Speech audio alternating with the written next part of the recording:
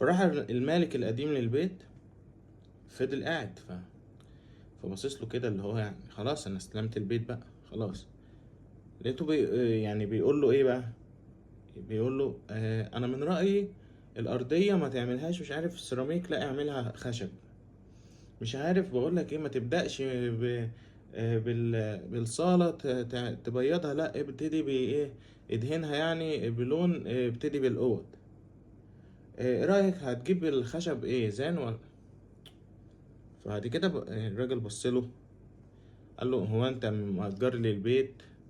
هو انت يعني مأجر لي البيت، ولا انت دلوقتي مديني اشتريته منك خلاص بقى ملكي، انت المفروض مالكش فيه دلوقتي.